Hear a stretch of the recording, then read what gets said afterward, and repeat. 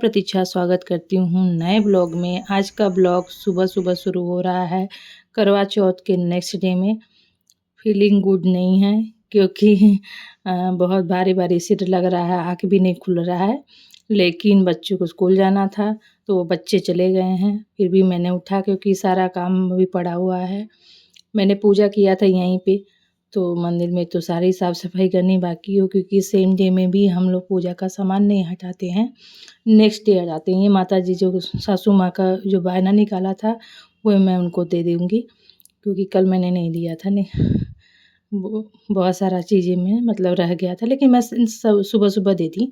अब मैं इतना तबीयत ठीक नहीं लग रहा था जिसकी वजह से मैंने ब्लॉग नहीं शूट किया है। उसके नेक्स्ट डे का है ये, मैंने सुबह शुरू किया है ये ब्लॉग, तो जिसमें दिवाली की साफ़ सफाई शुरू हो गई है। तो ये थोड़ी चीज़ें थोड़ा करके मैं पहले अंदर का साफ़ सफाई शुरू कर दी हूँ। नवरात्रि से पहले भी मैंने किया था कुछ, लेकिन यहाँ पे बहुत सारा सामान आता है ना किराना वाला, तो जिसमें किराना का सामान ना, तो उसमें ना समय के साथ जैसे बरसात बीता रहता है, तो ये जब ठंडी आती है तो बहुत सारा सामान ऐसा रह जाता है जो आप स्टोर करके रखते हो। अगर आपका कहीं से गलती से भी छूट गया ना तो उसमें कीड़े लग जाते हैं। इस तरीके से मैंने सारा साफ़ किया और हटा के एक तरह के दिवाली पे साफ़ सफाई का प्रावधान जो है ना वो अच्छा है, क्योंकि जो बरसात के महीने में जो बरसात बीतता है तो उसमें कीड़े मकोड़े बहुत से घर में आ जाते हैं, और यही जो दिवाली का समय है उसमें साफ़ सफाई में सभी घर साफ़ सुथरा हो जाता है।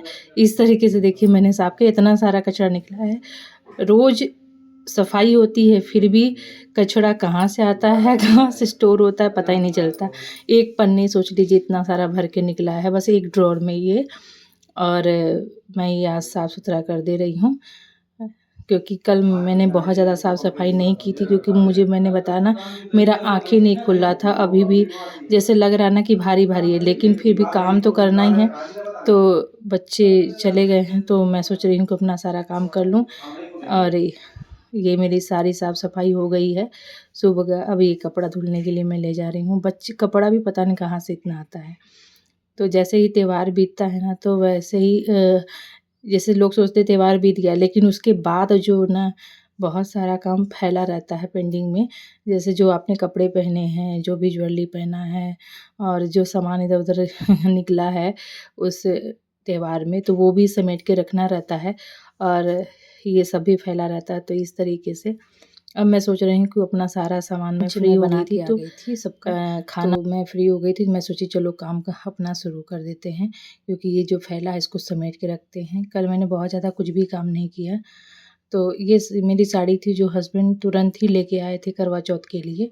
मैं कुछ और साड़ी पहनने वाली थी, लेकिन उन्होंने कहा कि ये वाली साड़ी पहनो, लेके आया था। इसका मेरा ब्लाउज भी नहीं बना है, ना ही फाल पिको लगा था, और थोड़ा-सा कुछ भी नहीं किया था मैंने। देखिए ये ब्लाउज मैंने आप लोगों को दिखाया ना, मेरा ब्लाउज भी नहीं बना था। मैंने दूसरे साड़ी का ब्लाउज पहना था, लेकिन वो चल जा रहा था। तो ये सब फैल गया है, बहुत सारी चीज़ें निकली है, ऊपर-नीचे हो गया। तो मैं सोची ना कि दिवाली की सफाई में सबसे पहले आज मैं यहीं से शुरू कर देती हूँ। ये भी एक सफाई अभियान आज शुरू हो जाता है। तो इस तरीके से मैंने दिवाली की सफाई में शुरू कर दिया आज से कि अब लग जाते हैं, क्योंकि जितना जल्दी हम सफाई शुरू करेंगे उतना ही जल्दी हमारा काम ख़त्म होगा और हम दिवाली के लिए फ्री हो जाएँगे। दिवाली पे तो देखिए साफ़-सफाई के साथ-साथ बहुत ज़्यादा काम होता है, क्योंकि बहुत सारा चेंज हो जाता है, तो जिससे विंटर के सारे कपड़े निकालने हैं और गर्मी के जो नहीं पहने उनको रखना है, तो बहुत सारा काम रहता है इस समय, और अच्छा भी लगता है। आप देखेंगे कि हर चीज़ें मौसम के हिसाब से इसीलिए बना हुआ है। ये मैंने जो जिसमें रख रही हूँ ये मैंने मीशो से मंगाया है। ये सारा ब्लाउज है, चाहे पेटीकोट है, आपके जो भी कपड़े हैं, आप इसे अलग-अलग करके फ़ोल्डर में रख सकती हैं। और अभी तो मीशो पे बहुत अच्छा सेल चल रहा है, तो आप लोग ज़रूर ये सब परचेज़ करिए। इससे क्या होता है ना, ऑर्गेनाइज़ रहता है। जब भी आपको कोई चीज़ चाहिए तो आप इधर-उधर खोजेंगे नहीं कि ये वाले कबर्ड में उसमें है।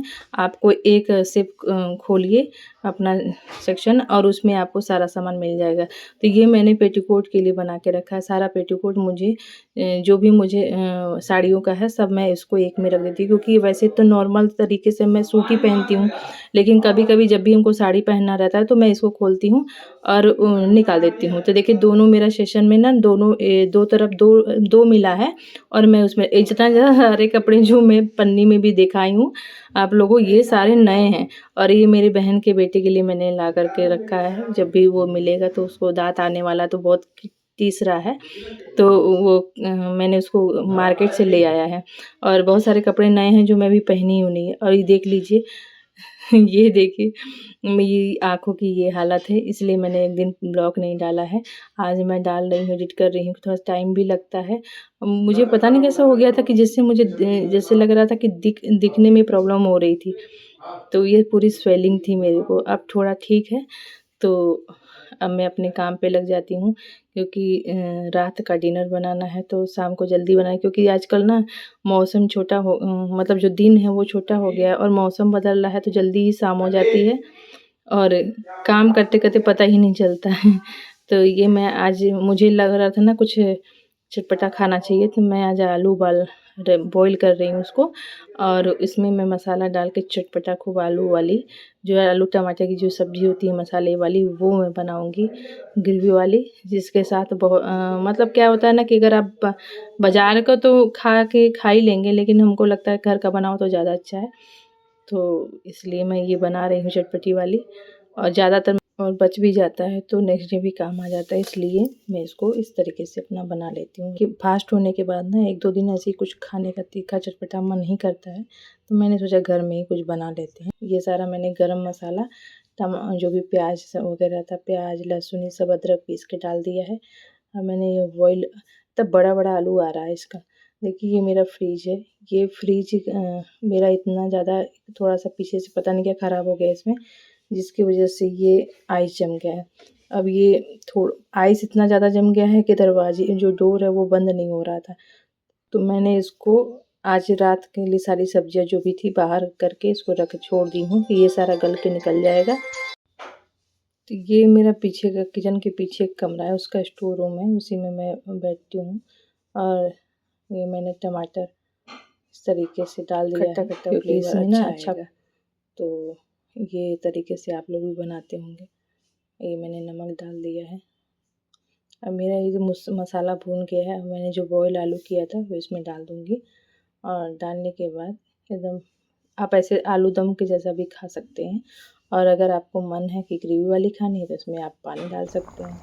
पानी डाल के भी अच्छा लगता है। वैसे भी सब्जी के साथ मैंने रोटी बनाया, फिर ये हस्बैंड आ गए थे बेटी को लेकर के, तो मैं उनको खाना दे रही हूँ, क्योंकि पहले उनको ना हाथ पैर में थोड़ा सा पेन होता था, तो डॉक्टर ने बोला था कि आप जल्दी अगर आप डिनर कर लोगे तो आपका डाइजेशन सिस्टम अच्छा रहेगा। प्रोटीन का मात्रा जो होता है ना, आप जब भी रात में दूध वगैरह लेते हो सोते समय, तो वो आप लोगे तो अच्छे से डाइजेस्ट होगा। तो ये सभी लोग अगर किसी के घर में ऐसा कुछ प्रॉब्लम होती है तो आप लोग डिनर जितना हो सके उतना जल्दी कर लिया करिए, फिर उसके बाद अपना जो दूध वगैरह है लेना है तो लीजिए।